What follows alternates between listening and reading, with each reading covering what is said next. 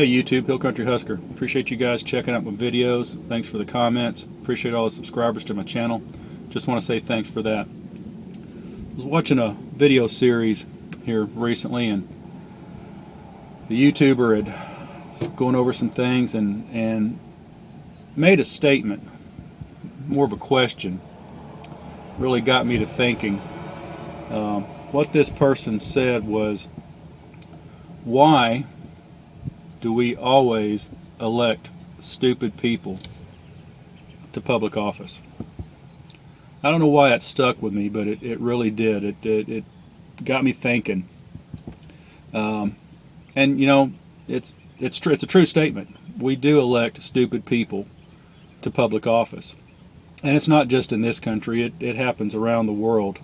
If you look at who's holding public office, it's almost as if we're you know, we think we have some moral superiority by putting these doofuses in public office, and look around at recent elections, and you can see the truth in it. Give some examples.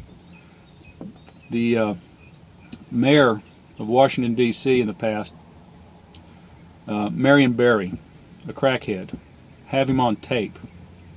Have him on video surveillance tape doing crack. Guy went to federal prison, did time for drug charges, and yet they re-elect this guy again. Makes no sense. Marion Barry's one. Another one, the Clintons. Bill Clinton is a darling to this day in the Democratic Party.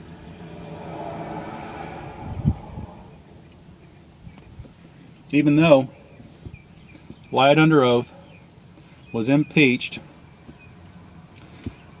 I'm not even going to mention the Whitewater crap that he and Hillary were involved in, that they escaped from unscathed, while all their cronies that were involved did time for. Yet, even that, you know, the Vince Foster thing, and Hillary still gets elected. I just don't get it. It seems like we think that we have to put into office attorneys, somebody that has a law degree, or somebody that political science. You know, why don't we put into office business leaders? Now, I'll admit, Michael Bloomberg does come out of the financial arena. Of course, he's the mayor of New York City. The thing with Michael Bloomberg is he's confused. He doesn't know, is he a Democrat? No, wait, he's a Republican. No, wait, he's an independent. Yet people keep electing these people. Why don't we elect somebody that's actually ran a successful business, somebody that's had to meet budgets, somebody that's had to work through payroll, somebody that's had to work through supply and demand, somebody that knows how to make a profit.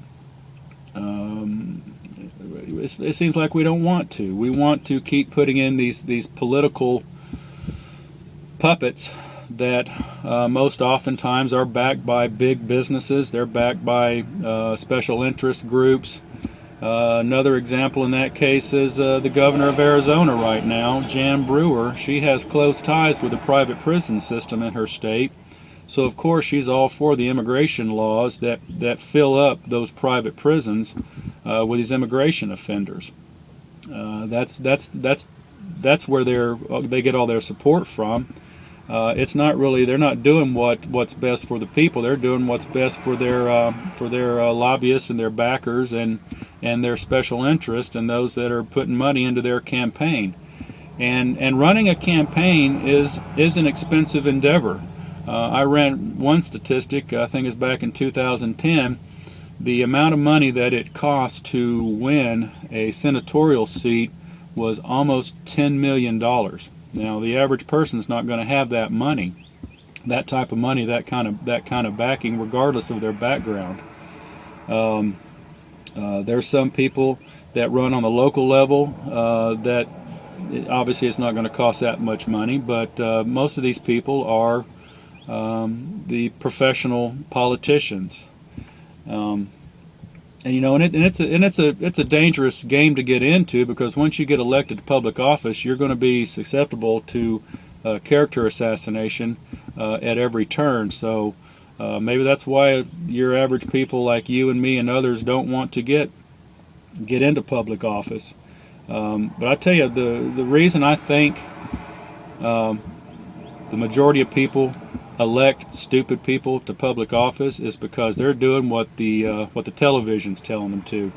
They're doing what they see on the commercials and the ad campaigns, and they're going to do whatever the television says, and they're not going to go out and they're not going to do their own homework, and they're not going to do their own research, and they're not going to look into what the person that's running, what they stand for, what their issues are, or even really so much what their background is. What have they supported in the past? What do they really believe in? It's just one big political machine, and we just keep feeding it every election cycle, putting these stupid people into office. What's the solution? I don't know, but you know, I like to be an informed voter. Whether it be for public office or even for the board of directors for the different companies that I might have holdings in, anything local, state, federal. I want to know who these people are. If I'm voting for my local mayor, I want to know where this guy's from. I want to know what his background is. I want to know what he brings to the table and why he's better than the other person. I don't think most people do that. They just look at what the campaign and who has the flashy colors and who's making the best statements on television and in the mainstream media, and that's what they're going with. That's why we elect stupid people. Just my thoughts, Hill Country Husker. Thanks.